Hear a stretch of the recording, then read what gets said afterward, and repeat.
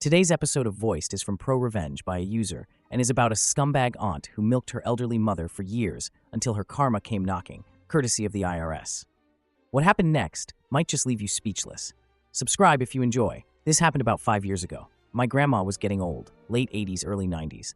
She had one wish, to not die in a senior home. Easily done, as my grandpa sold some assets way back when, then invested the money and let it ride for 30 plus years. He never touched it and collected a pension. Way back when my grandpa died, about 10 years before this, my grandma appointed my dad, this terrible aunt, and my uncle as the trustees of the trust. Basically the trusted advisors for her and her care for the foreseeable future. All was well in the beginning. Then my dad, Willie, moved further away and couldn't take care of the day-to-day upkeep as the trustee and to see that my grandma was okay. My aunt, Rebecca, told her that she and my uncle, Fred, who lived in Arizona, could take over and all would be fine. It was fine for a while. A few times my dad went back to visit and noticed my grandma didn't always have overnight care or that her mail wasn't picked up and the driveway wasn't plowed. She also lost her cable television and newspaper subscription. My dad figured it just lapsed, so he had the services put back on. My dad also noticed my grandma was eating moldy food at times because her truck was sold and she had no transportation. She drove up to 90 years old. She basically just chilled at the house alone and did crossword puzzles. The craziest part of this is that my aunt only lived 2 miles from my grandma, but my grandma told my dad she saw Aunt Rebecca once a week on Saturday for about 1 hour. As with the elderly and age, my grandma passed away. She did get her wish and was able to die in her own home. Upon her death, things started to get really interesting. Once the probate lawyer got her children, my dad, aunt, uncle, and another estranged aunt, Becky, around the table, some shady business started to come out. My Aunt Rebecca asked that everyone just forgo any audit or paperwork and they just sell the house for around $400,000 and divide up the remaining bank account balance of roughly $400,000. So just signing on the line, each sibling was to get a check for $200,000.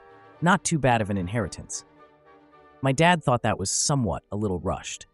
He said at the time that he wanted to wait because my grandma's house was easily in the $600,000 range based on size and location.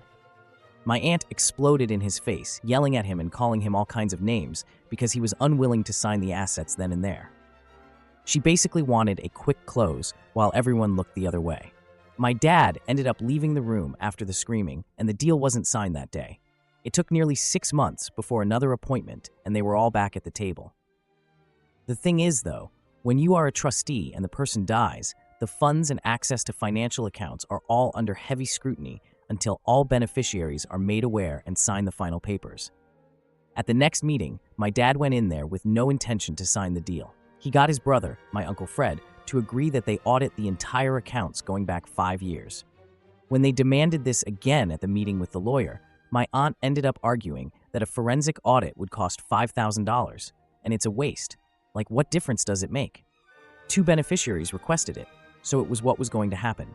The audit report showed up about 3 months later. Here's where it gets good. My dad began looking over the audit report and saw it was full of holes, like excessive monthly food costs for a 90-year-old lady. Payments were made for car services for a car my grandma no longer had. Many different things in there just didn't add up. My dad asked me to give the audit a second look, so I spent a Saturday night going over it, and here is some crazy stuff I found and alerted my dad about. 1. Costco monthly food costs of $1,100 to $2,000 for the last 4 years. 2. Telephone bills for 6 cell phones. Grandma has a home phone only. Gasoline for a truck my grandma didn't have for approximately 4 years and easily $400 per month. House repairs paid to my aunt's husband who owned a construction business. Some of the house repairs were like $16,000 for a new roof, new garage doors, home security system, which she didn't have, etc.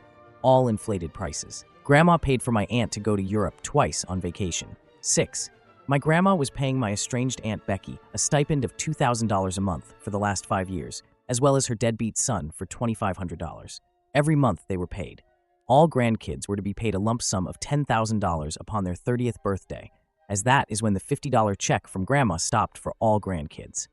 Guess who was paid out? Her kids and my estranged aunt's kids, but not me or my siblings. My grandma gave loans to my Aunt Rebecca for her husband's construction business in return for equity in the company, which amounted to nothing. These loans totaled about $200,000 over 3 years, right around when the housing bust happened. They also sold her assets like jewelry and whatnot for cash because some big-ticket items simply vanished from her house. Armed with all this, the next probate meeting was interesting. In the time between my grandma's death and the third probate meeting, my aunt's construction business filed for bankruptcy so that $200,000 in equity Grandma had simply vanished.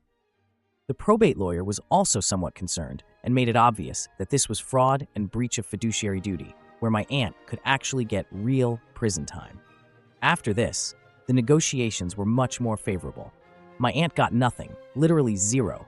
My other aunt only received $25,000 after all the stipend payments. My father and uncle shared the rest after all grandkids received the $10,000 payout.